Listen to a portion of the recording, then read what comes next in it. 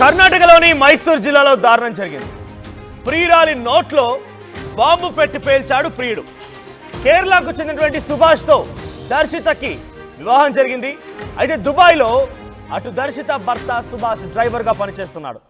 పెళ్లి కంటే ముందే దర్శితకి మరో వ్యక్తితో ప్రేమ వ్యవహారం కొనసాగింది. ఆ వ్యక్తి పేరు సిద్ధరాజు. అయితే 2 రోజుల క్రితం కూతురుతో కలిసి పుట్టింటికి వెళ్ళింది దర్శిత. అయితే భర్త ఏమో దుబాయ్లో డ్రైవర్గా పనిచేస్తుండగా ఈ సదరు మహిళ దర్శిత అటు అత్తవారి ఇంట్లోనే ఉంటుంది. అయితే తనకు పుట్టినటువంటి కూతురుతో కలిసి అటు పుట్టింటికి వెళ్ళింది దర్శిత.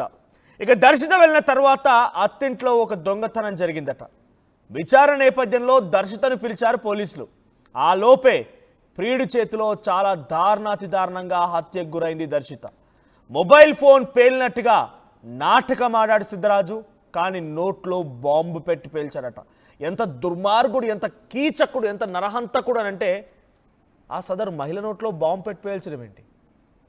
ఆ మహిళ నోట్లో బాంబు పెట్టి పేల్చారంటే ఆ మహిళ ఎంతలా ఛిద్రమై ఉంటుంది, ఆ మహిళ యొక్క పరిస్థితి ఏంటో అర్థం చేసుకుంటేనే, కొంత తలుచుకుంటేనే ఇబ్బందికరంగా కూడా ఉంది. ఇక్కడ కనిపించినటువంటి ఫోటోలో కనిపిస్తున్న వ్యక్తి ఆ దుర్మార్గుడే సిద్ధరాజు. పెళ్లి కంటే ముందు ప్రేమ వ్యవహారం ఉందట. సో ఈ అంశం వచ్చింది కాబట్టి చెప్పాలనుకుంటున్నాను. దయచేసి ఈ మధ్య కాలంలో ఇటువంటి సంఘటనలు చాలా జరుగుతూ ఉన్నాయి. దయచేసి అమ్మాయిలు కానివ్వండి, అబ్బాయిలు కానీ ఎవరైనా కూడా మీ అందరికీ చేతులు జోడించి నమస్కరిస్తున్నాను. ఈ పెళ్లి కంటే ముందు నానా రభస రచ్చ ఏదున్నా కూడా కనీసం తల్లిదండ్రుల్ని ఒప్పించుకొని పెళ్ళైన తర్వాత మానుకోండి. పెళ్ళైన తర్వాత ఒక దారికి రండి. మిమ్మల్ని కట్టుకున్న భార్య కోసం భర్త, భర్త కోసం భార్య బతకాలి. మరీ ముఖ్యంగా ఆడవాళ్ళు అయితే చాలా దారుణం. ఎందుకంటే జరిగేటువంటి సంఘటనలు మొత్తం ఆడవాళ్ళకి సంబంధించినవి కాబట్టి చెప్తూ ఉన్నా. పెళ్లి కంటే ముందు ఒకరితో ప్రేమ వ్యవహారం కొనసాగించి ఆ తర్వాత పాపం తెలిసిన ఒక అమాయకుడిని పెళ్లి చేసుకొని, వాడు అమాయకుడు ఏం కాదు, బట్ ఒక రకంగా చెప్పాలంటే మీకు ప్రేమ వ్యవహారం ఉందనే విషయం తెలియదు కాబట్టి అమాయకుడే.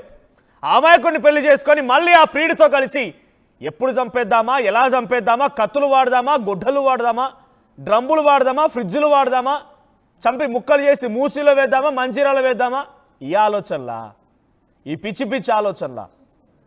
దయచేసి మీకు పెళ్లి కంటే ముందు ఏం కథలున్నా కథలు మొత్తం తర్వాత బంద్ చేసుకోండి. లేదు కాదు కూడదు అనుకుంటే ఇటువంటి సంఘటనలే జరిగే అవకాశం ఉంది. ఇక్కడ చూడండి, ప్రియుడు కూడా పెళ్ళి అయిపోయింది కదా, ఇక నాకెందుకులే, హాయిగా మంచిగా భర్తతో గడుపుతోంది, లేకుంటే పిల్లలు ఉన్నారు, అత్తమ్మ ఇంట్లో చాలా చక్కగానే ఉందని చెప్పి వదిలేయకుండా ఆ అమ్మాయిని మళ్ళీ, ఆ అమ్మాయిని కనీసం మరి ఆ అబ్బాయికి ఎలా దొరికిందో అర్థం కాలేదు. ఆ అబ్బాయికి ఎలా దొరికిందో తెలియదు, కానీ ఆ అమ్మాయిని మళ్ళీ తీసుకువెళ్ళి నోట్లో బాంబు పెట్టి పేల్చి చంపేశారట.